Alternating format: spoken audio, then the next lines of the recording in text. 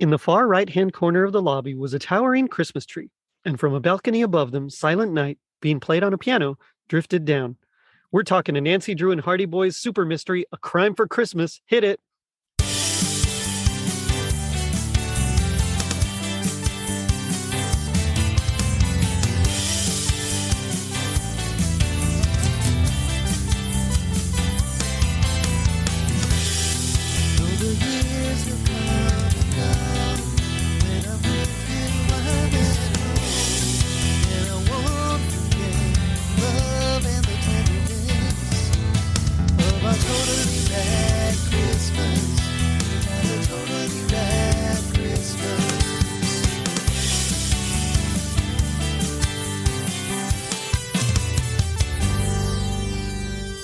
It was 1988. The California Raisins released their Christmas album. The Ford Escort was the most popular vehicle. Geraldo interviewed Charles Manson, and Frank and Joe Hardy teamed up with Nancy Drew to stop cat burglars, kidnappers, and terrorists. I'm your host, Jerry D, with another episode of Totally Rad Christmas, the podcast that talks all things Christmas in the 80s. Toys, movies, specials, music, and fads. If it was gnarly during Christmas in the 80s, we got it covered. Now, before I introduce my guest, it's time for the 80s word of the day. As always, this comes from the Dictionary of 1980s Slang by Rick Carlisle. Today's word is trendoid, noun, one who robotically follows fashion, a mixture of trendy and android. For example, a trust fund trendoid named Guy from New York Magazine, May 1986. Use it all the time. Now, joining me is a Totally Rad Christmas all-star from a Cozy Christmas podcast. It's three-time Ratty winner, Art Kilmer. Art, what's happening? Hey, how are you? Things are well on my end. Okay, good. They're pretty good here too. Yeah. Overall, I've had to be super dad lately because my wife actually broke her ankle. Oh no! Pulling double duty, and I'm tired. Yeah, you realize how much your wife helps you when they're down for the count. So. Oh, I know. My wife had foot surgery last year, and so she had to stay off of it for 6 weeks. Yeah, I definitely say she does maybe now looking on things like realistically, she does about 90%. I could have sworn it was more like maybe 55, 45, or maybe 60, 40, but nope. She definitely does so much, and I'm very grateful. So you should be having a good Father's Day then, is what you're saying. I hope so. I hope so. We'll see. Come on. Speaking of fathers, Fenton Hardy. Yeah.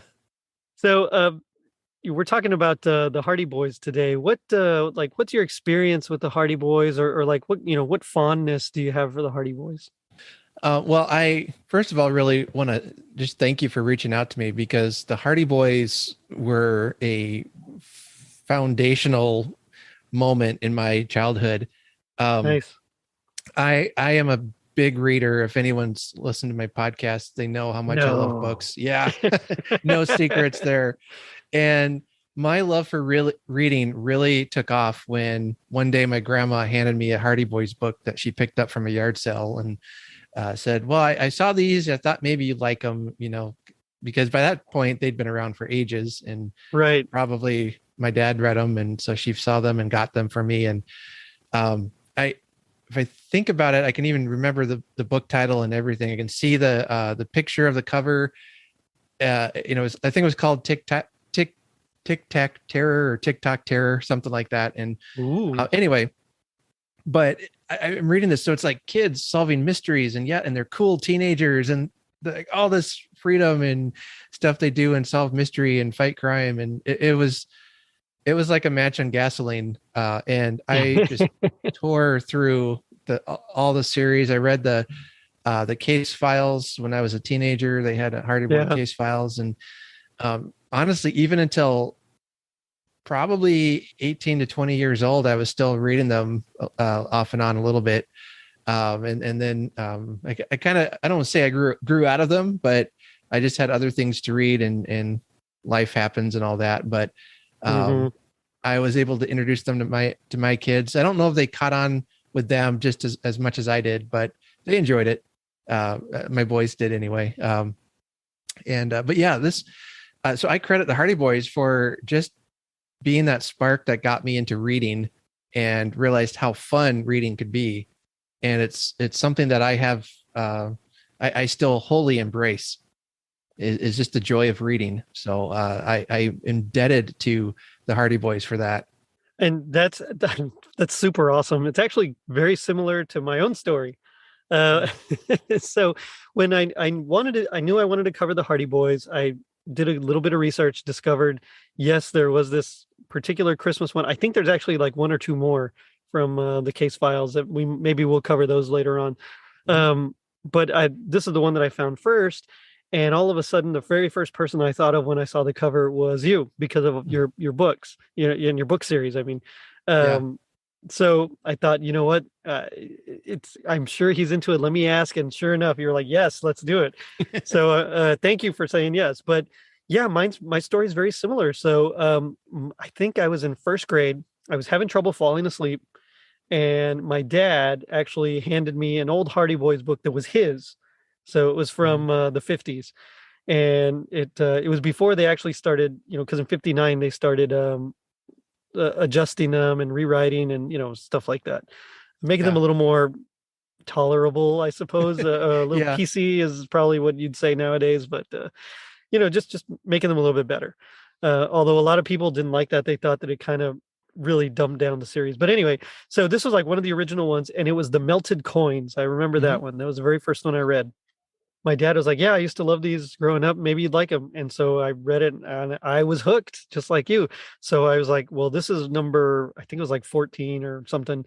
It's like I got to go back and start at number one. And so I Mhm. just worked my way down and till I got, I think, till about 40 something. And then I kind of, same, just like you, started reading other things. And then when the case files came out, I started reading those. And I'll never forget the one that I loved, loved, loved, because, I'm a superhero comic book Mhm. guy.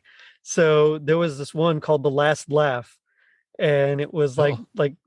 an intersection of those two loves where, they're like at a convention and some legit supervillains show up and they're like, what's going on? Like, this guy's like throwing flame from his hands and this guy's lifting up cars. And of course, it's all, high tech gimmicks and whatever.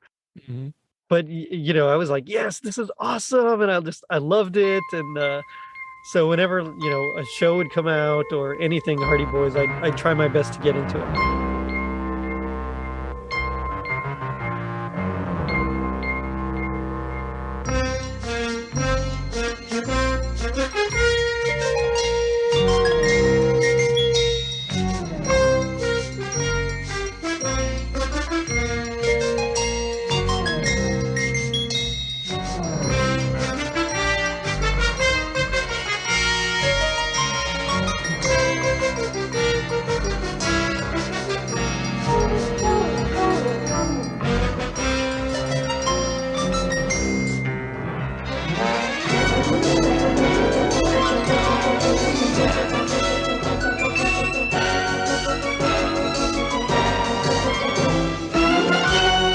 Now, I was never quite into Nancy Drew, like I was the Hardy Boys. I think maybe I read one Nancy Drew book Mhm. before this. Yeah, no, I haven't read any. My sister liked Nancy Drew, Yeah. and I think my wife, yeah, my wife has read them. Actually, we have a box of really old Nancy Drew books that are just kind of in the closet right now. So Nice. uh, maybe Grace will will latch onto them someday. So You never know. yep, yep. Yeah, same thing. My wife liked Nancy Drew. I don't know. I guess just the Hardy Boys were more action, a Mm, little bit more action adventure, plus their detective skills, and so they just appealed to me more. So, but this is part of what's called the Super Mysteries series, and it actually kind of piggybacks on the continuity built in that 1987 Case Files series. So there's almost like a multiverse of mhm. everything's multiverse these days. There's like a Yeah. multiverse of Hardy Boys. So there's the original series. The Case Files came out, and that's when like in the very first one, I think Chet Morton's No, sister gets car bombed. Well, And it's I know it was Joe's girlfriend. right, I Iola. don't know if, Yeah. yeah, I don't know if she was his sister or not. Actually, I don't remember that. Yeah. Okay. Yeah, it was Iola Morton. So it's Chet's little Oh, sister. okay. She's the Yeah, one that yeah. would date Joe. She gets like blown up. Right. So it's just like, whoa, okay, this is like Yeah. serious now. I was hooked from the first chapter. Yeah. Yeah, exactly. Yeah. And so this particular series that we're going to be talking about, this book actually piggybacks off that one. It's in that continuity. There's also another series that started, I think, in 2005 or so, and that Mm, one still has Iola living so that's kind of closer to the original series. sure. But the premise of the book, and I'll get into the history in a little bit, but essentially the premise is these two, teenage boys, Frank and Joe Hardy, who originally were 15 and 16, but after the revisions in the 50s were aged up to 18 and 17. And so Frank and Joe are brothers. They're sons of a very famous detective, Fenton Hardy, and they essentially solve crimes. Mhm. And they solve crimes that even the police can't. Yeah. Although Just it so oh, go fun. ahead. I'm sorry. I was gonna say, just so fun. Imagining teenagers running around, getting the liberties they got to do, and have Oh yeah. just solving crime and going where they wanted, and yeah, Oh, it's a lot of that stuff nowadays. I don't think it'd fly so much. right, right. But yeah. Yeah, I was reading this book as a parent, and I'm like, wait, two teenagers are meeting girl teenagers in a hotel in New York City without any kind of parent supervision here. Yes. Hold on. And it did make me wonder because they are young, but are they still like 17 and 18 in this series? Because they don't actually specify. Hmm, But I always wondered if in the case files they were a little bit older. hmm. I Yeah, wasn't quite sure if maybe they were like in their early 20s. I thought they were still teenagers in I the mean, they case might be. files. I don't recall, Yeah, that was honestly. my they're kind of forever stuck at 17 and 18, I think. But Yeah, yeah, yeah. I it's been understand. a while. It's been a while. My memory's been kind of foggy. So Well, so their very first novel, The Hardy Boys, was published in 1927. The idea was created by Edward Stratemeyer, who actually had like a book, I don't know, distribution firm, book packaging kind of firm, I guess, called Stratemeyer Syndicate, which is funny because later on, anytime you start doing research on the ghostwriters involved in all these and the authors, it's always like, well, and the syndicate wouldn't allow them to do this, and the syndicate, and it almost sounds like a hmm. crime, like a crime family or something, Yeah, yeah. organized crime. Oh, the syndicate. But essentially, he came up with this idea and he tried to sell it and he Mhm. sold it, but they didn't like the name. He was thinking of like the Keen Boys and other. He had other names, and eventually the publishers themselves decided on Hardy Boys, which I thought was kind of interesting. Mm. But it makes sense. I mean, they are kind of hardy if Mhm. you think about it. So it actually has like a little play there. It really taps into that I don't know, all American boy kind of persona, Hmm. that um I don't know, they're ready for anything at any moment. Pretty much, yeah, yeah. Yeah. Boy Scout, Yep. football player, that kind of. Yep. Yeah, definitely taps into that. Which, as a young boy reading these, I was just enthralled. Yeah, when your arms are about as big as a stick, and you're not very sporty, you get some idols. Yeah. So Edward created these characters, and he would write the outline. He and his daughter, and depending on what year, it was either his daughter Amanda or his other daughter. Anyway, so like they would plot it out. They would create the outline, and then they'd send it to their ghostwriters, and their ghostwriters would actually write the whole story and then publish it under the name Franklin W. Dixon. So I remember always thinking Franklin W. Dixon was just one guy growing up. Hmm. So Hmm. in the 80s when he had something, and knowing that his first one was published in like 20 something, 1920 something, I was like, man, this guy's been writing forever. How old is he? Yeah. Yeah. This is I remember I was in the library and I saw it was like a biography or something about the original writer of Franklin W. Dixon, whoever that was. I can't remember now. And I was like, wait, what? Franklin W. Dixon is just a pen name? Yeah, yeah. Oh man, when I No. found out, yeah, it like broke my heart. Yeah, yeah. Yeah, the most famous ghostwriter, he wrote actually 17 out of the very first 25 books, is Leslie McFarlane. He was a Mm, Canadian, and he actually didn't like writing it, but they paid pretty well. They paid $125 per book, which of course back then was quite a lot of money. mhm, During the Depression, they actually lowered it to, I think, like $75, but he had done so many and his were sold so well that they actually would advance him and actually gave him more. They gave him like $85 or something. So, mm, but yeah, I mean, like all their ghostwriters, they had to sign away any rights to any ownership of the stories and manuscripts. I mean, it was all very, they couldn't use the Franklin W. Dixon name anywhere else. It had to be only with this specific book series. And so I just it's really interesting that, this whole process of getting all these different writers. Now, he wrote up to like 20 something. He kind of left for a bit, then he came back and did like a few more. I think his wife even actually wrote a couple, but then it was John Button that took over after he kind of backed away from it.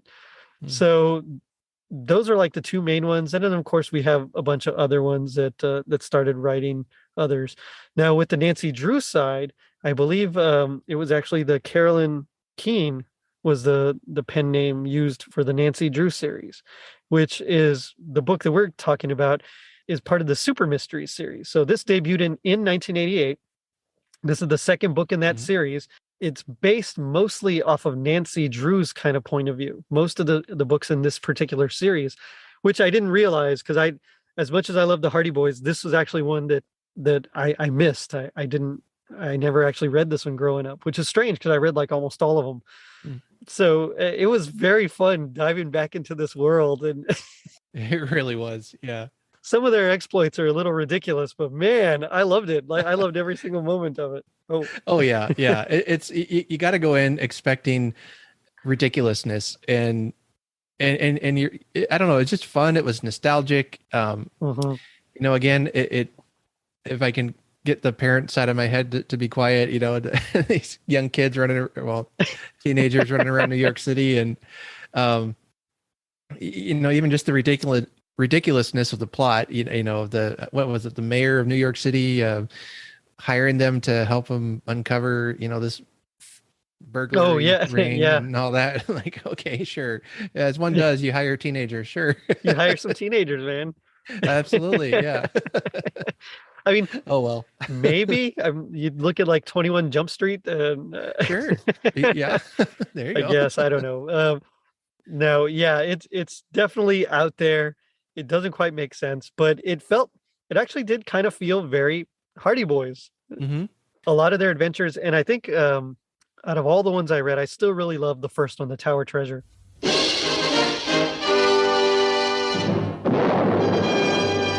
Gold doubloons and pieces of eight, handed down to Applegate from buccaneers who fought for years for gold doubloons and pieces of eight. Handed down in a pirate's chest, the gold they sailed for east and west, the treasure bright that made men fight, till none were left to bury the chest. So now the gold and pieces of eight all belong to Applegate. The chest is here, but wait. Now, where are those gold doubloons and pieces of eight, pieces of eight, pieces of eight?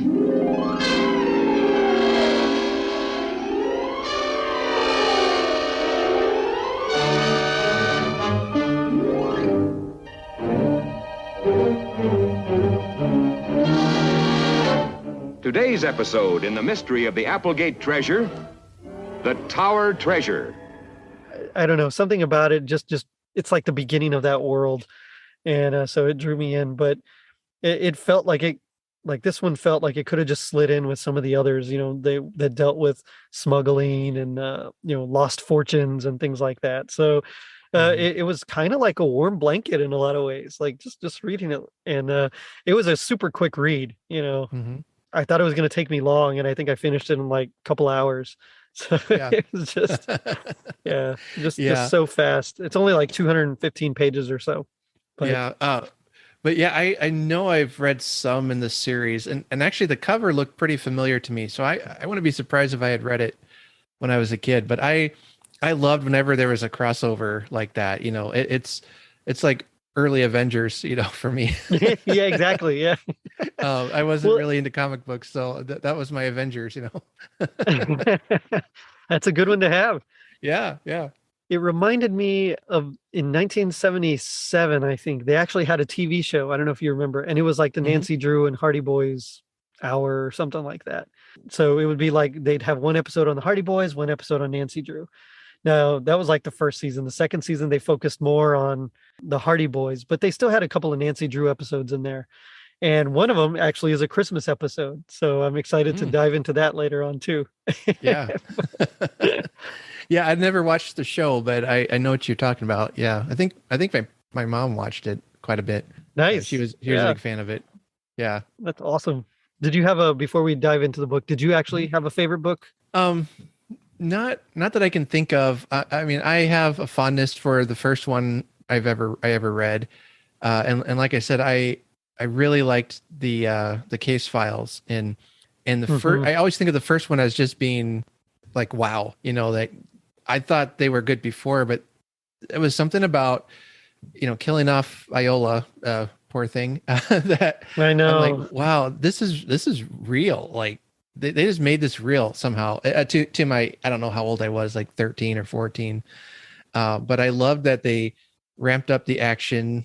The stakes seemed higher in a lot of Right. them, and it really just caught my attention. You know, where I was at, just like the books did when I was younger. And um, I just love how that hit me. I mean, that whole series hit me at least twice at the right age, and Right. really just continued to inspire me to read. But yeah, I would say at least the first book in the case files I have a fondness for, just because it was like, I don't know, this is big and dramatic, and I love it. Well, and they actually work for like a government agency, I think. Like I they think help so. out and they have like a contact named like the Gray Man or something like that. I Oh mean, it's been a yeah, while since I've yeah, read them all, but you know, he's kind of like their guy.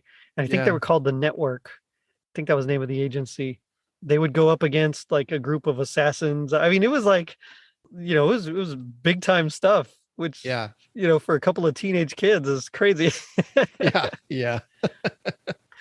Oh, I was gonna say, yeah, I loved it all. It was great and over the top, and I didn't care. I was there for it. So Same here. Yeah. yeah. Same here. So Frank, and it's kind of uh, some critics of the original series, especially after the revisions, but some critics said that the only difference between Frank and Joe was that Frank had dark hair and Joe was blonde. Yeah. And now, as the case files started progressing, and even throughout the original series, but we started to get more differences. We can actually see those differences in this particular book here, where Hmm. Frank is more of like the let's think about this before we dive in, and Joe is definitely much more the no, I'm all action. Let's dive in right now. Hmm. Which both of them are still very smart. Both still can do a lot of things, but like in the case files, Frank is a little more into like bombs and like diffusing bombs, especially after Iola's death. He really like, you know, started learning about that kind of stuff. And Yeah. I think there was one where he like disarmed a nuclear bomb. Yeah, I was just thinking that. Yeah, yeah. It's There's very still MacGyver. one of the books. There's this little poem he recited to himself, like about which wires to cut, and it said something like red before yellow, and you're a good fellow, but yellow before red, and then you're dead, something like that. You know? And I still remember that. So whenever I Nice. see a bomb cutting or a bomb diffusing scene in a movie or TV show, I always think back to that part. Cut them in the right order. And Joe was definitely made to be much more athletic in that one. Mhm. The cool thing I always liked about the Hardy Boys is they always really got along with each other. They never really fought, you know, maybe every once in a while there was a squabble, but most of the time they were just great brothers. And so, you know, we Mhm. tried our best, my brothers and I, to kind of be like that. And I think that's awesome because your brother or sister, really, your sibling is like your first best friend, really. Mm-hmm. So it's just it's pretty cool for Yeah, sure. yeah. But I had my brother, he's a couple years older than me. And especially when we were younger, I had really blonde hair. He had dark hair. So I always told him, I said, I was imagine him and I as Frank and Joe, and nice. I always was Joe, he was Frank, and we'd sometimes play like that, or play Star Wars, or all the games we played, and yeah, we played Hardy Boys too occasionally. So we were trying to put together our little detective kits and everything. I think that's cool. I think all we ended up having was a magnifying glass and a notebook, but we were ready. So hey, that's all you need, really. Yep, I mean, look at Hercule Poirot. He there just you go. it's the little gray cells, and that's little it. Gray cells, yeah. But yeah, in this one, it's implied that Nancy Drew and Frank Hardy there's like an attraction there, a mutual attraction. Mm-hmm. Never really played out because Frank, and this is continued from the original series, but Frank has his girlfriend, Callie Shaw. Mm-hmm. Nancy Drew is with her boyfriend, Ned. So she kind of feels guilty, and we get like that little bit of sense of, why did I say Frank's name, or why did I think of Frank? Yeah. That kind of thing, which is fun. It's very high school. yeah. I gotta admit, I really hope that Frank and Nancy Drew would get together someday.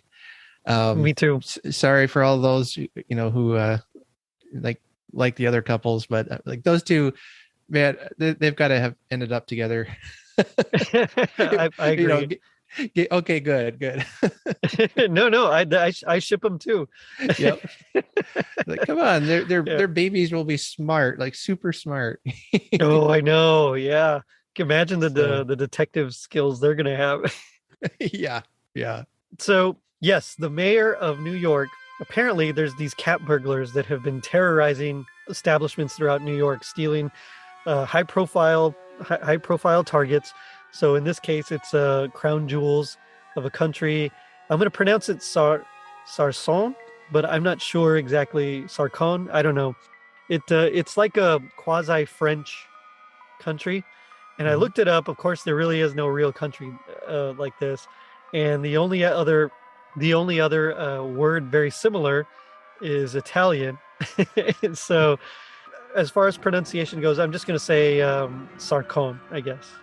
Works for me. Yeah. Yeah. I wouldn't even know where to begin to pronounce it. So So it's a fictionalized country. They're going to be joining the UN officially. They've had like a sort of informal agreement as like a part of it, but they're going to be joining officially. And in honor of that, and in honor of their like 500th year, I guess, as a country, they're touring the States, showing off their crown jewels, and like the prince of that country is there. So that's like one plot line going on. And because of this big event, the mayor with these cat burglars on the loose is worried that something's going to happen. So all they know, and all police and FBI and anybody has ever really gotten to know, is that one of the cat burglars is older and the other one is younger, kind of maybe even a teenager or early 20s. So it's because of this, and I guess because of their work in the network, or maybe just because their dad is Fenton Hardy, but the Hardy Boys are and Nancy Drew are commissioned, I guess is the right word, are commissioned to investigate and hopefully catch the cat burglars. That's kind of like where we start off. Yeah. And all I can think of is, I think, is it Iron Man when he says it's not a bad plan. I can't remember what movie that was in now, but it's like, okay, that kind of makes sense. I mean, it's not a bad plan, I suppose. Well, I know he tells Loki, not a great plan. Not a great plan. That's what it is. Okay, yeah, not a great plan. Got the quote right. There we go. But yeah. It's okay. It's an okay plan, I guess. They're hoping that maybe they can connect with the younger member of the cat burglar duo and maybe kind of infiltrate that way and sniff them out. And that's like, I mean, at this point they're grasping at straws because police have nothing, the federal agencies have nothing. So it's like why not? Let's go for this. Maybe these young folks will attract young cat burglars' attention, make friends with them or something. So, Mhm. it's kind of like Fast and the Furious, I guess. I guess or, so. or actually, I guess it really is like 21 Jump Street. The young looking detectives are put in high school and stuff. Right. So, Yeah, that's a show I haven't watched yet or at all. So oh, I gotcha. that's Yeah, had Johnny Depp in it though, right? he did. Old Yeah. show? Okay. Yeah, that's the one. Okay. Man, yeah, that was I don't know, I wasn't quite old enough for it, I think, when it was out, and by the time Yeah. I was, Yeah. it was too old. So Yeah, same here. I wasn't really into it.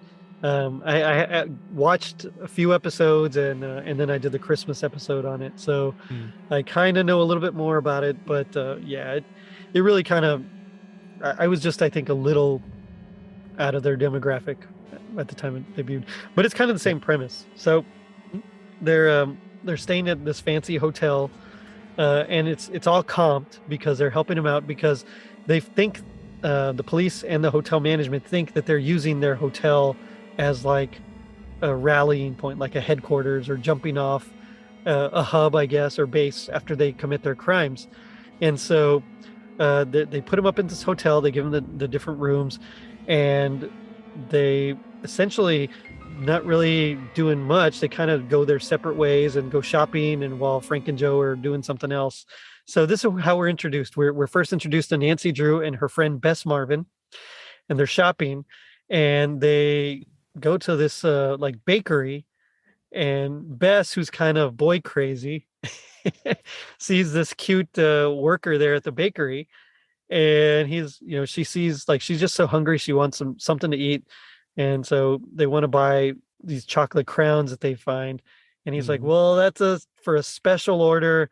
I can't do it, but he ends up like sneaking one to her, and that kind of starts this whole ball rolling. Yeah, Yeah. I had to laugh at just the first chapter. I told my wife, I said, uh, this first chapter just set feminism back, 30 years. He had all the tropes, of women shopping and being hungry for chocolate and talking about boys. And maybe it's just because I'm a 40-year-old fella now, and I don't remember what being a kid was like, but like, come on. Yeah, it's not the most appropriate, but I mean, Well, there's things, yeah. It's definitely of its yeah. time. We'll Well, just say yeah. that. Yeah, well, as my wife did point out, she's like, well, it was written about 30 years ago, if you do the math, and thinking, oh no, yeah, that's right. You're right. Yeah. So Oh we've come a no, long don't say way. that. We've come a long way. Yeah, we have. So she's on her way. They're going to meet Frank and Joe, and someone tries to steal her bag with the chocolate crown in it. Of course, they don't realize that's why. They just, someone stole their bag. It's Christmas time. There's a lot of crime. Mhm. And this is still that era of New York where it's a little bit grimier and a little not quite as nice as it is now. Mhm. Crime was a lot more prevalent. But Frank and Joe actually managed to stop them, and so everything's fine. They go back to the hotel and they go to their different rooms. Now, I think this is where we meet John, right? I believe so. Isn't he climbing up the outside of the building? Yes. Is that right? Yeah. Yes. So they meet this guy named John, and he invites them out. They're like, no, but Bess is immediately taken with him because he's handsome and suave, whatever. And then they go up to their rooms, and John is like climbing up the side of the building, and he taps on their window because he overheard what room they were in. Yeah. They like let him in, but like, what? Like, this guy's just climbing up the side of a building in New York? Oh, that's right. Because they met him first, and then he climbed up the side of the building to get into their room. Yeah. You get it? Yeah, yeah. Okay. Again, Yeah, warning bells are going off in my head. exactly. Like, come on, guys. Stalker And much? they're just Yeah, the whole time they're just like, huh, that's weird. come on in. Yeah. Yeah, it's like, no, don't Don't do that. Stranger danger. I know that you all learned about stranger danger. But they let him in, and finally he's like, "No, I just had to see you guys. I just had to see you again, Bess, and let's all go out." So he convinces them, even though they need to get to work. They're like, "Fine, I guess we can do that." So they go out, and he keeps them out quite late. Mm-hmm. And they wanted to be back by a certain time so that they could actually go over all their notes, but instead, I think they go to dinner, and I think they also go to a club to dance, I believe. Yep, doing all the New York things, I guess, and I don't know New York City, but going to a club at midnight, that just sounds dangerous to me. You know. Yeah, I well, think, especially in '80s. yeah, I'm a country guy, I guess. I don't know. This idea of being in the big city just kind of frightens me. I mean, the big city I'm comfortable in is Omaha. You know. Yeah, I hear you. It's not that Well, big. and it's also funny because it's Christmas time. Yeah. So it's like, well, what was there's all this Christmas imagery, there's the trees, Mhm. the decorations, you hear the cab driver mixing up the words to to the Christmas song. And so all this is going on, and the atmosphere must be beautiful. I imagine, Mhm. everything's just gorgeous there with all the decorations and everything. But eventually they get back to their room, and they find out that their room has been ransacked, Nancy Drew's Mhm. and Bess's room. So, they look, nothing seems to be stolen. Of course, they report it. But one thing that kind of they thought about was earlier, because Joe kind of has like a thing for Bess Marvin. At this point, and it Mhm. makes sense. At this point, his girlfriend is passed, so he's kind of a free agent, I guess. And so he Yeah. kind of has a little thing for Bess, and she was flirting with John, and Yep. He's trying. I don't know. It felt like, well, here's a single girl, and so I'm gonna like her. You know. yeah, it did And, feel a lot like that. Yeah, although that's pretty much Joe in every book, I think. So at least I think you're in the right. case files. Yeah. So he so he noticed while they were out that John was talking to like this dude for a long time, this older gentleman. So right away he starts thinking, well, older gentleman, younger guy, the guy's climbing buildings, maybe they're the cat burglar. And I did notice the book almost has like two different parts. Like there's the beginning where they're really focused on this cat burglar, and then like the last half of the book where they're not. And we'll get into Mhm. why in a little bit, but in this part, like they're still really focused on the cat burglar aspect. And Mhm. so he starts thinking, well, maybe this guy's in on it, especially now that their room has been ransacked. He kept them out way later. Maybe he was doing this so that his partner could come in and ransack the room. Mhm. But nothing valuable has been stolen. So they're a little confused as to why anyone broke in. So there's that. Then the next day, Joe is taking pictures in the lobby, thinks he's being smooth, taking picture like the architecture and basically any like older gentleman, younger gentleman together. He takes pictures of and clocks like, hey, maybe this is them. Mhm. So it's but he gets discovered by a young British redhead named Fiona. Mhm. They kind of have a little playful, flirty banter, and that's kind of the end of that for the moment. Yeah, and wasn't he like taking pictures of her too from like from the distance or something? And He was, yeah, and he yeah, even says he got carried away. yeah, Joe. uh, that's not gonna work. Yeah. Yeah. So Don't- John yeah. shows up again, tries to convince them. He's like, please help me get out of this hotel. I'm getting so antsy. And so they help him sneak out, but they're stopped by police who recognize that John is actually Jean-Claude, the Prince of Sarcone. Mhm. And of course, Bess is like, whoa, dreamboat now, especially Yeah. now. Yeah. So, he convinces them, his uncle's with him, and he convinces his uncle, Reynaud, I believe is his name. He Mhm. convinced that these are his friends. They're actually detectives. They're on a case, and maybe they'll be his bodyguards. And because really he kind of you get this feeling that he's really frustrated with his life. Everywhere he goes, people recognize him. It's all stuffy. He wants to be away from everybody. So that's like his excuse. But while they go out to I guess they go dancing, and there's an attempt to kidnap him. They have to fight off the guys, and they escape. And there's this happens quite a few times where he's almost kidnapped. Mm-hmm.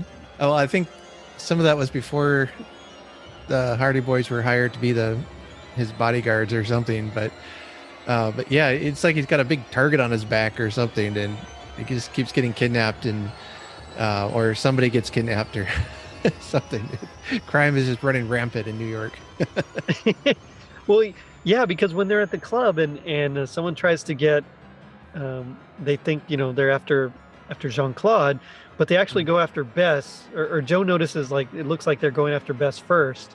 Mm-hmm. Jean-Claude starts fighting him off, and the Hardys start fighting him off. And because Frank is, Frank, he actually had a guidebook to their hotel and some of the sites, and he learned about all the different tunnels, and so he's kind of able to fend off and cut him off at the pass. It's there's a lot of little funny things like this going around.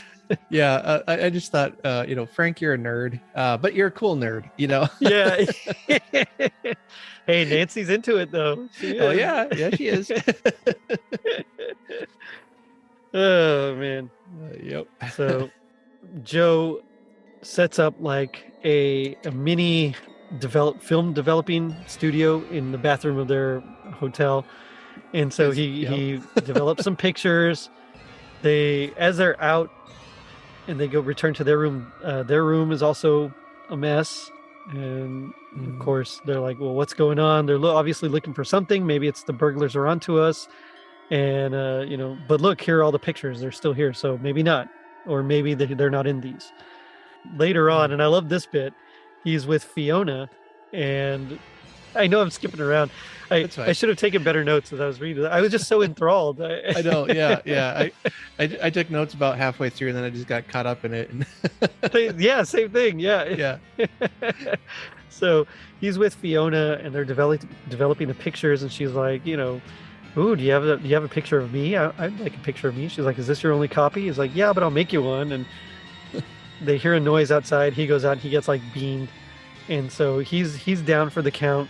When he wakes up, they go in and Fiona's locked in the closet, and all the pictures are gone. The film has been, the negatives have been completely destroyed. And so it's like, okay, well, they definitely know that we're onto him now. Mm-hmm. They also find Fiona's dad turns out to be a doctor, and he checks him out. He's like, yeah, he's okay. It's, no big deal. And so there's that plot point as well. Well, I had to laugh at that point because I was thinking back over the series, and how many times have these two boys been knocked unconscious? Oh, they probably have had so many concussions. I know. In their lives. This is where being an adult comes in and kind of ruins the story for me.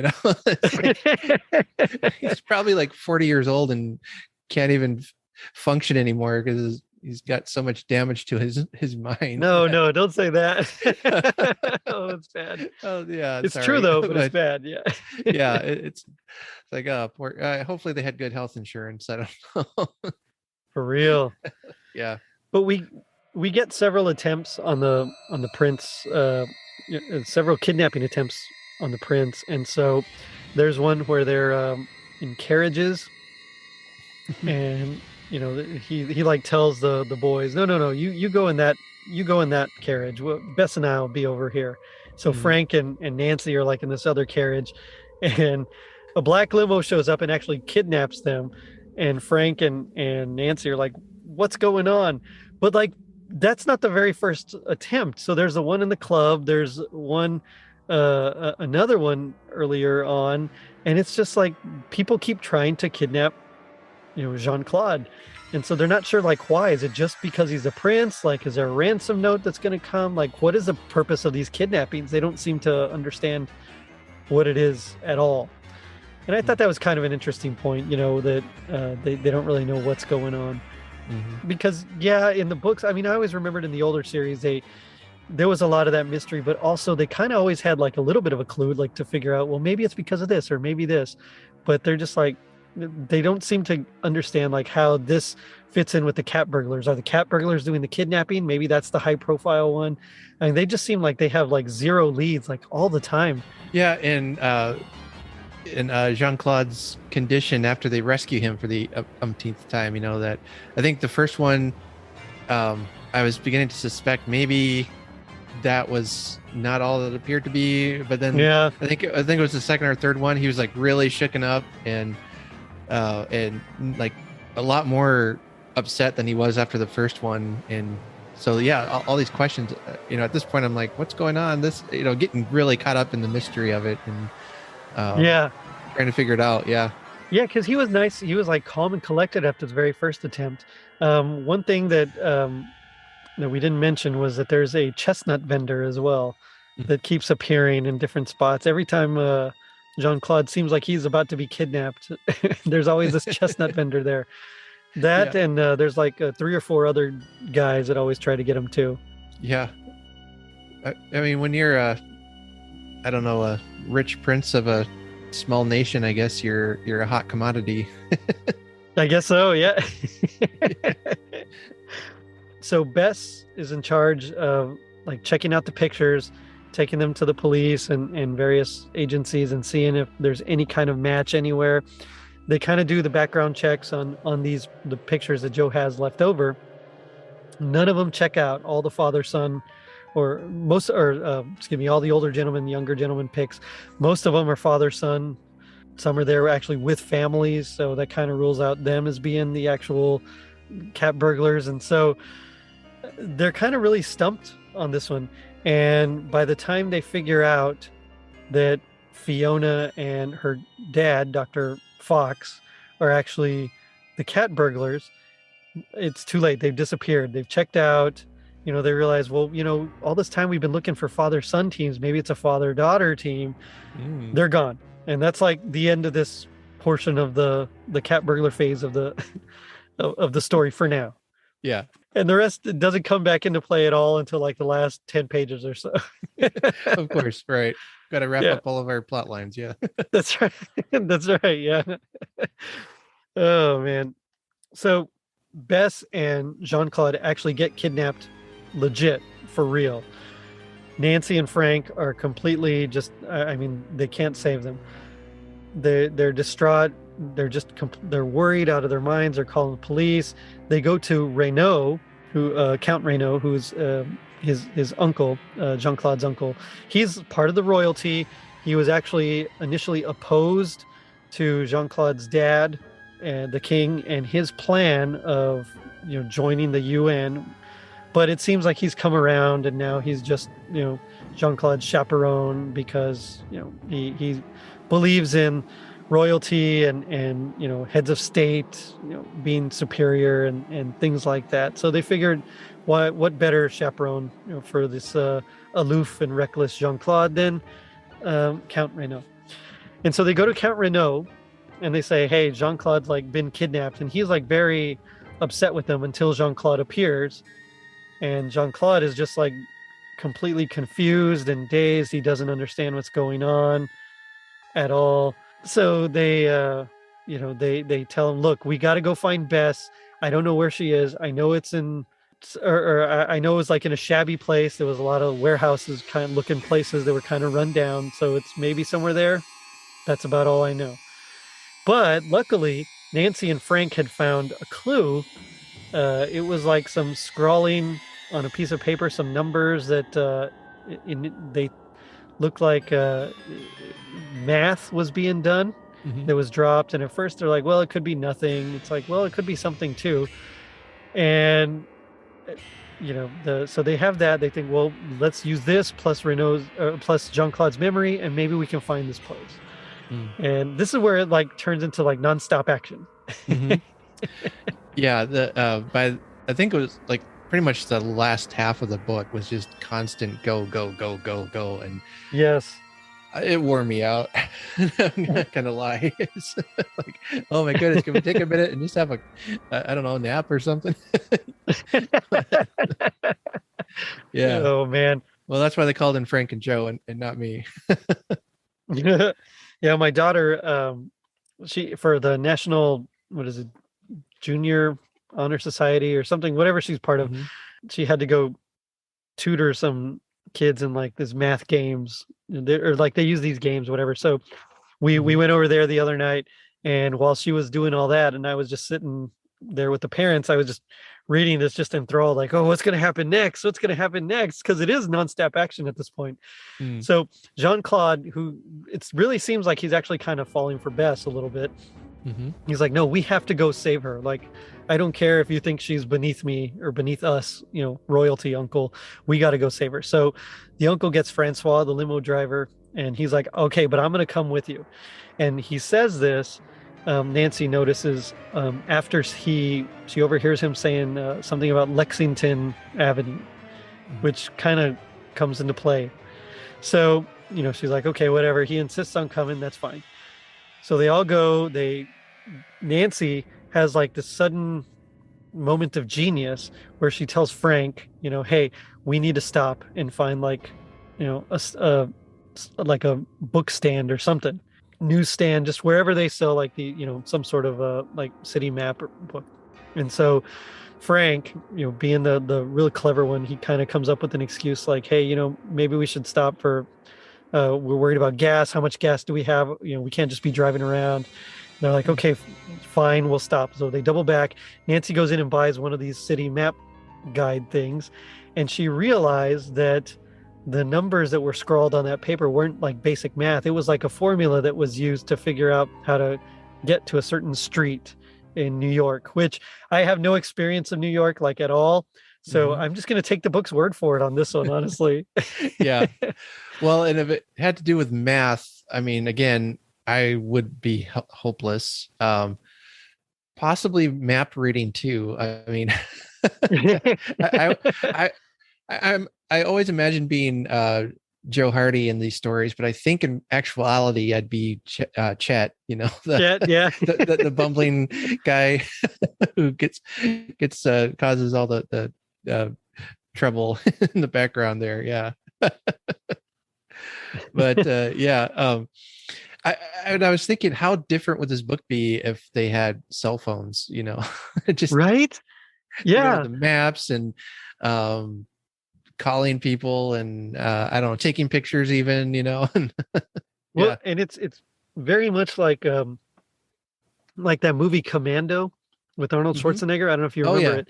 Oh, and so he's supposed to be on a plane, and he gets off the plane, and he follows like one of the bad guys, and as he's following the bad guy in the mall, the bad guy like clocks him, and so he goes to call like the boss to tell him like, hey, Matrix didn't get on the plane. But while he's there, he's like looking for a quarter. He's like, come on, give me a quarter. He's just trying to take a quarter so he can use a payphone to call the boss. It's like, that would not work at all today. This is you just open up your phone, and you just make the call. Yeah. And you're right. It would be like the same thing. You just, with your phone, just be taking pictures and you have them instantly. There's no need to develop, Fiona or she would actually have to not ruin the negatives, but she'd have to like delete the pictures off his phone. I mean, there's like a whole it's like a whole thing now. Yeah, I couldn't stop thinking about that for whatever reason. Like, just use your cell phone. Oh wait, yeah. But they come to the realization, the Hardys and Nancy, that Jean-Claude, like based off all the information they have, Jean-Claude actually kidnapped himself. Like he had himself kidnapped, at least initially.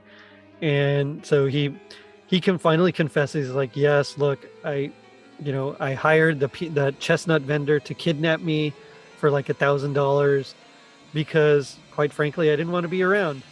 But like, I don't know what's going on with these others because I didn't hire them. Like, I don't know who's trying to kidnap me and why.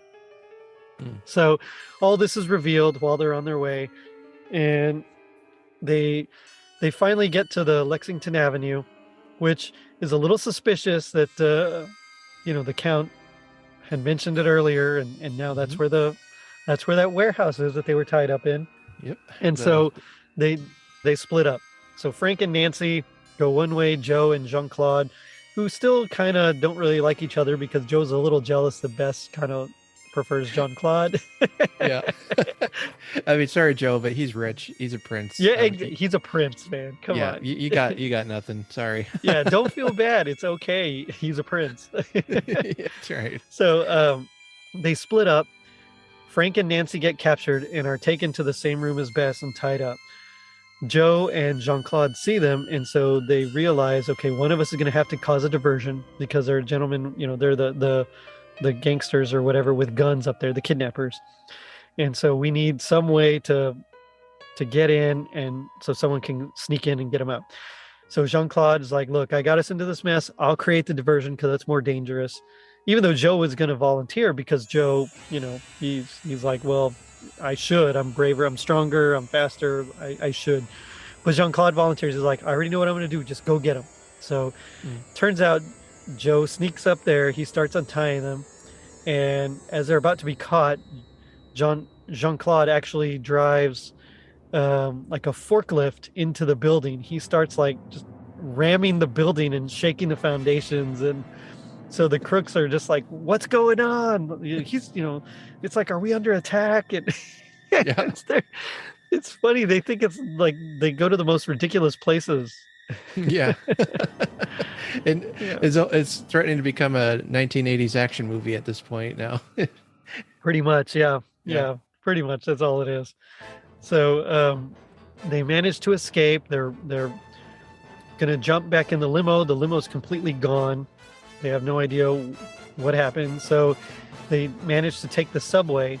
And as they're there, they realize that the crooks weren't really after Jean-Claude. They were after Bess. And that's why Jean-Claude was able to escape. They're like, well, why would he be after Bess? What does she have, or what purpose? In their hunger, she's like, I'm so hungry. I have that crown. Just bring me the crown. I'm going to eat the crown, that I was going to give for a gift. She takes a bite and like immediately washes her mouth out because there's like some yellow ooze inside. So it's not actually a fully chocolate crown. It's just a chocolate shell that has been filled with this ooze, which Frank recognizes as plastique, the explosive. Yes. Is that really what that's called? Or, I mean, yeah, I guess so. Okay. Yeah. Yeah, it really is. But they've come a long way from, using magnifying glasses. And Yeah. it's like, oh, that's plastique. Yeah. I always wondered if plastique was actually what they call, in real life. It just seems too on the nose, plastic explosives from plastique. Is that how that worked? Okay. Yeah, I guess so. Don't ask me. I'm not At least a bomb in the maker, movies, so. that's what we know from the movies. So. Okay. That's enough for reality for me then. Yeah. That's right. Yeah. I'll believe it. So they realize that it's a bomb, and these special orders were going to be, that there were more of them. It was a special order. We got to stop, and they also realized that it's in the shape of the crown, the crown jewel from Sarkon. And so they're like, these guys are not just, kidnappers or whatever. They're like murderers and terrorists. So they're going to bomb this place. And so we got to do something. But while they're trying to figure all that out, Joe and Bess go to the bakery and they try to break in just so they can see, or not, well, they end up breaking in, but they actually try to go first to see if they can stop the delivery because they realize that, these are explosives. So they end up having to break in, and they're followed by some of those thugs from earlier. And so they end up having to fight off the thugs. Frank and Nancy meet them there, and they end up, again, fighting each other off. Joe is like almost drowned in like a big old vat of chocolate. He's got like chocolate all over him. And I love that part. I do too. That's like just such a fun gag. And I could picture it, And I wondered, like, what would I do if I was drowning in chocolate? Just start drinking. I mean, That's right. what a way to go. Might as well. Yeah. Oh man. But they were able to discover that, they're headed for the UN embassy and or whatever it is that they're hosting wherever. Mm. And so they rush off, and then we get like a car chase, which is kind of fun here. Mhm. So they get in the car first because they're at the limo, and Francois ends up, they're like, quick, take us to the UN, the UN signing thing. And so Francois is like, I just do what I'm told. And they're like, well, that's an odd response. And essentially he was told by Renault to drive them far away. But Nancy is quick thinking, and she ends up like putting some of the plastique on the the divider, that windshield that is there in the limo, and she attaches the detonator, and she's like, hey, if we're gonna die because you're taking us somewhere to be killed or whatever, you're going too. So he freaks out, he lets him go. Of course, she didn't actually use the plastique, she used some of this very expensive face cream that Bess had convinced her to buy. Yep. I love that callback all the way to the opening chapter. All the way to that opening shopping, yeah. Yep. I loved it. And yeah, so they're still chased by these guys. They end up going on foot. They finally make their way to the UN, and this is where like the big action sequence happens. They totally pull a Karate Kid and sneak in through the kitchens as waiters. and as they're making their way, they realize that it's the DJ is the one that's he's probably is most likely to have the detonators, and it's confirmed later on when the DJ is speaking with Renault, because at this point they figured out that Renault is not the guy that he says he is. He's actually the head of the resistance, like an underground resistance fighting against the king, because they believe in like land ownership, nobility, and just all sorts of things that are, I don't know. I don't know a nice way to say this. They're just very uppity, and they don't want to join with anybody else. Oh, sure. Yeah. That's probably the nicest way to say it without is it like being a jerk. Isolationists, maybe? Maybe, yeah. Like, we don't want to join the UN, we just want to be our own nation kind of deal. Is that what I think? Yeah, but also because not so much to stay out of people's conflicts, but mostly because they kind of feel like they're better than everyone because they're royalty. Okay. And that's right. Okay, yeah. So they managed to stop the DJ, and they realize that there's no way to get all the detonators out of all these different chocolate crowns that are on the tables here, because security would totally get them. So they have to go for the detonator, or excuse me, they have to go for the remote, which they figure out is on the DJ. They manage to get there. The DJ, of course, puts up a little fight, and this is where Renault like pulls out a gun, and he has like the detonator, and he's about to press it and blow everybody up. He confesses to Jean-Claude that, hey, I'm still at odds with your dad. He's wrong. We don't want to join the UN and be a part of their stupid group. And so he's about to press it, and there's all this back and forth, and it turns out luckily Joe had actually cut the wires. So it's okay. Somehow. Yeah. Good job, Joe. And they get him. The DJ tries to get away, but Nancy and Joe actually push back on the revolving door in the opposite direction, and so he can't actually escape, which is it's funny because I remember as a kid always like not wanting to, like just dreading being caught in one of those revolving doors, like I don't want to get stuck. Yeah. Yeah. Claustrophobic. And so the book ends with everybody, Jean-Claude's going to be a good king. He's going to learn how to rule his kingdom, and so he can't be with Bess. Frank and Nancy, it's still kind of that unresolved thing. But Well, yeah, someday they'll get married. I have I faith. like that. So, That's my yep. headcanon too. Oh, oh, I know what I forgot. As all that stuff was happening, as all that stuff was happening, they caught Fiona Fox and her dad, the cat burglars, the real cat burglars, stealing the crown jewels while all this other terrorist stuff is going on. And as Yeah. they chase them, they drop the jewels, and so they recover everything. Even though they get away, they end up recovering everything. So they kind of solve that case just by happenstance. Hey, it's a win. Yeah, we'll take It's a it. Yeah. We'll I get them really next liked it, time. but it's definitely a far cry from like going up to the tower and like checking everything and Mm. exploring to see if they can find any clue to a hidden treasure. I don't know, it did feel very much like just action movie, Yeah. which is still cool. I really enjoyed the book. I really liked it. I want to read it again, but it did kind of seem a little disparate from their initial runs. Yeah, and that's the vibe I think with the case files The compared to case the files in older. general, yeah. Yeah, it's very action packed. If I remember right, it almost seemed like every chapter ended on a cliffhanger, kind And of. I think that was one of the mandates, actually. Yeah, and then you're left like, oh, I got to keep reading, got to keep reading. Yeah, And then the older series seemed more like a kind of a slower paced, trying to follow the treasure map kind of thing, or right.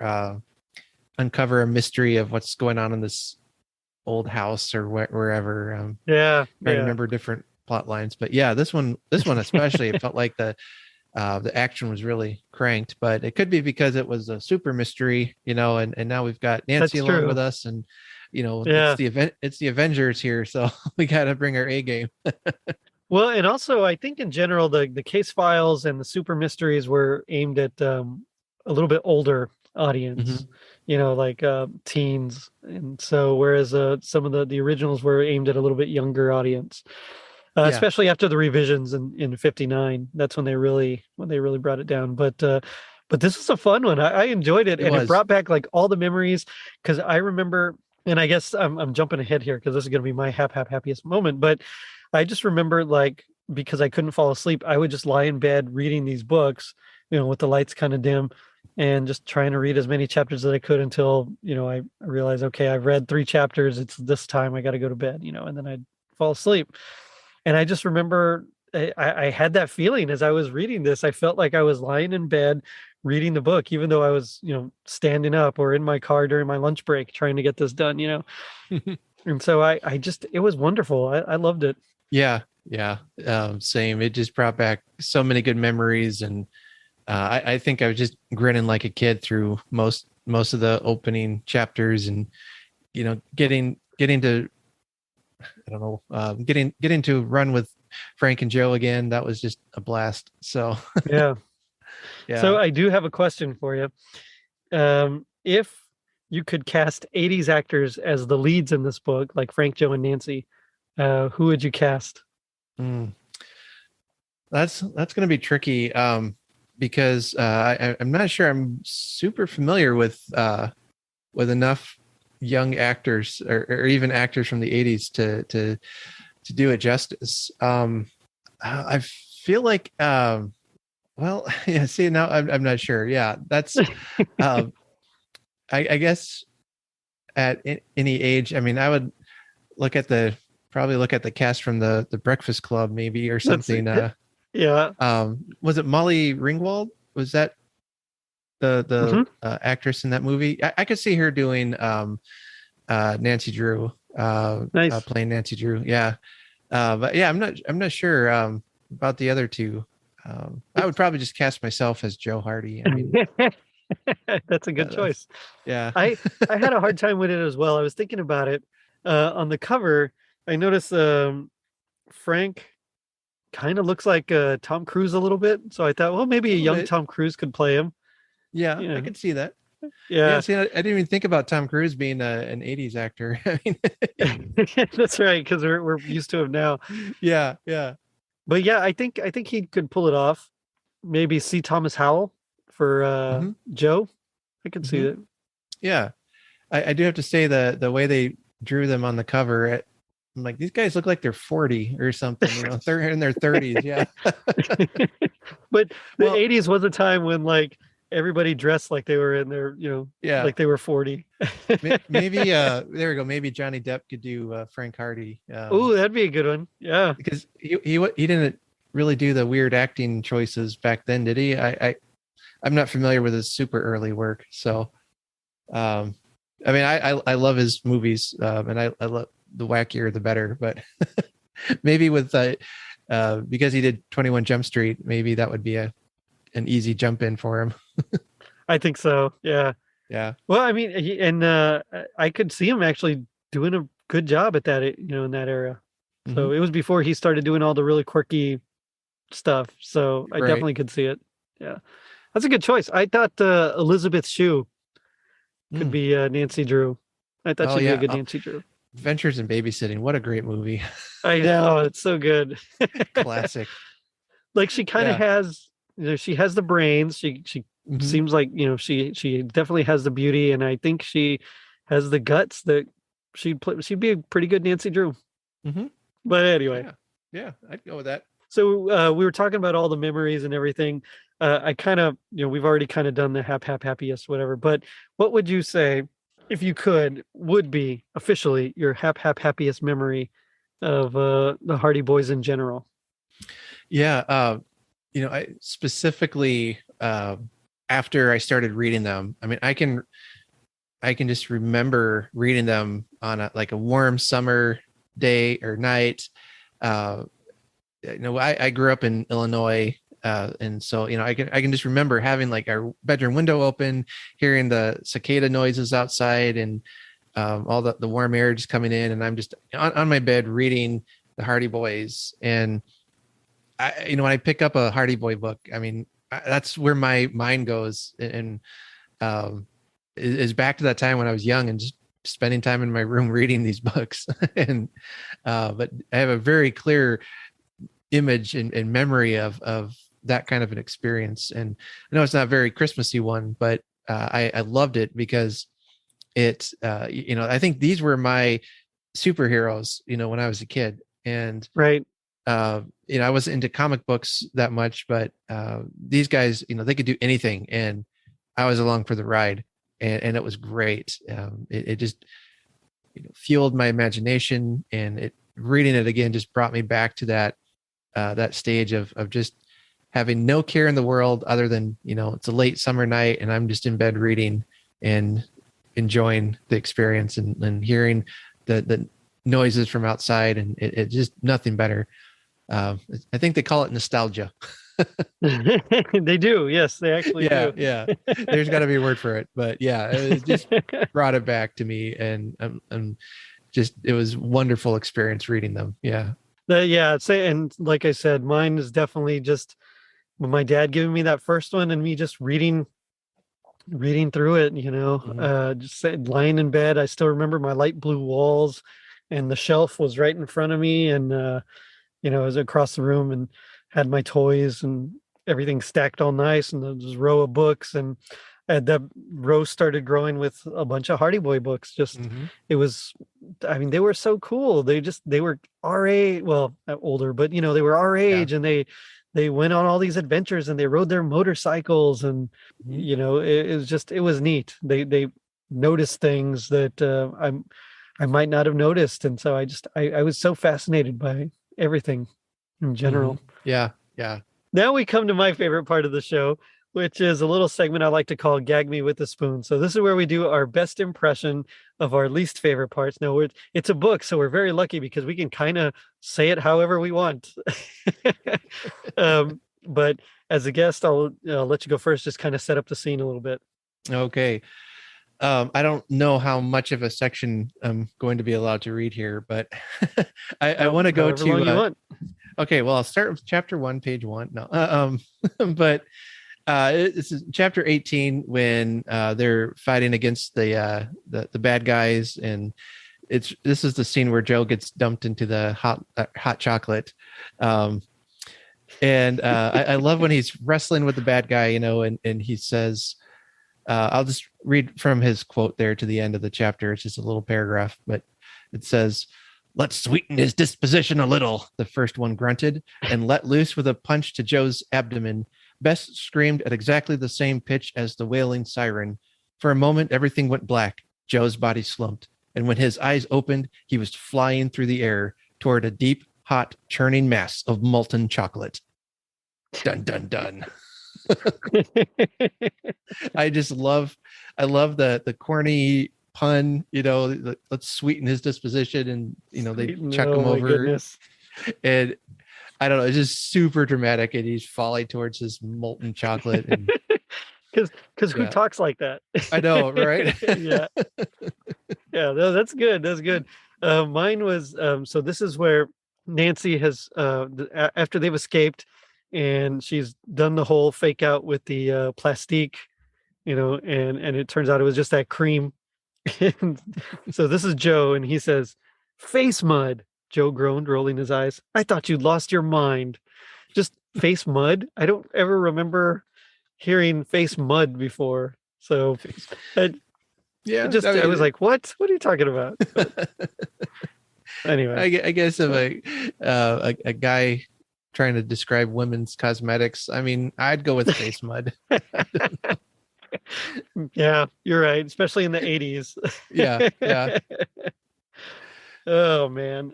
But yeah, it does make me wonder. So G.I. Joe taught us that knowing is half the battle. What do you think the other half is? Boy, I'm unprepared for this too. The other half is knowing that your brother has got your back. Oh, I love that. That's awesome. That's really good. That's way better than mine. Mine is, so if knowing's half the battle, the other half is just tasting all sculpted chocolate pieces to make sure that they're not full of plastique. So, there you go. Sample them all. There you go. Yeah. You never know. I thought I'd go with a more serious one this time. So it's good. Yeah, it's true. Definitely true. Yep. At least it is for us. Art, it's been fun talking about the Hardys and this crazy action-packed story.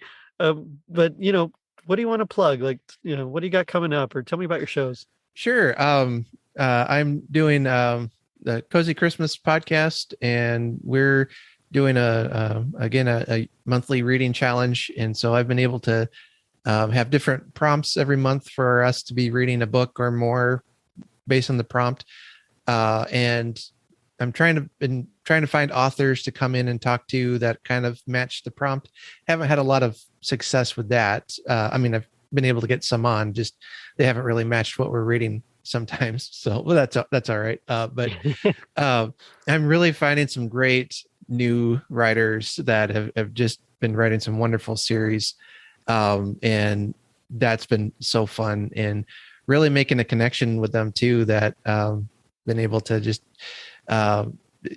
keep the conversation going after the episode has been out, and just emailing and making friends with writers. So that's always a plus. But yeah, we're doing that. I think I've got some plans for some Christmas in July things coming up.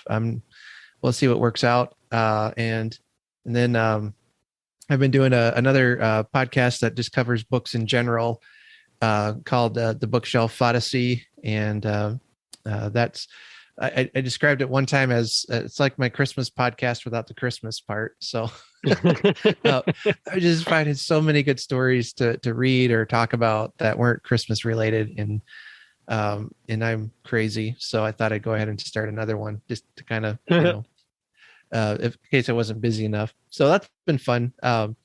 Gotten to meet some great writers through that. And turns out they're always really happy to have anyone want to talk to them about their books and help them promote it and all that. So it's been a blast. Just really focusing on reading this year, especially. And I've had some great feedback on that too. So you can check us out at cozychristmaspodcast.com is the main website. You can find the podcast is posted there, or it's on the Libsyn website as well. But anyway, wherever you download podcasts, that's there. And same with Bookshelf Odyssey. I'm on the internet. Right on. Good stuff. Yeah, definitely check out A Cozy Christmas. It's like all the warm fuzzies of Christmas wrapped up in a podcast. It's amazing. So Yeah, I try. And my daughter, she just tomorrow's her last day of school for the summer, so we have plans to get Grace back on and have some fun with her this summer. So she's been real busy this last couple of months. She's been wanting to get on, but I said, well, you're gone so much, because of all the school activities she's doing. So right. Yep. So the more popular host of the show, she'll be on again. So right on, Yep. man. I dig it. Yep. Thanks again. It was fun. Definitely. So thanks. And if you ever want to do anything Hardy Boys again, give me a shout out. I will for sure. I'll come running. Yep. And on that note, I'll end it by saying, I'll never forget the look on Reynaud's face when they carted him off. He'll have a great Christmas in jail, I'm sure, and he'll check us out on our social media pages, Facebook and Instagram at Totally Rad Christmas and Twitter at Rad Christmas, or our Facebook group, Totally Rad Christmas Mall and Arcade, where you can make your voice known to us as well. We post anything and everything 80s or Christmas related. And if you're feeling like Nancy and the Hardys solving the mystery and stopping the villains, leave us a review on iTunes. It helps us reach more people and spread some rad holiday cheer. Now, don't forget to check out our merch shop on tpublic.com with some brand new designs and our super dope website, totallyradchristmas.com, courtesy of Tis the Podcast Elf, Tom Crow. Have a wonderful Christmas. I hope we get the chance to do this again. Later, dudes.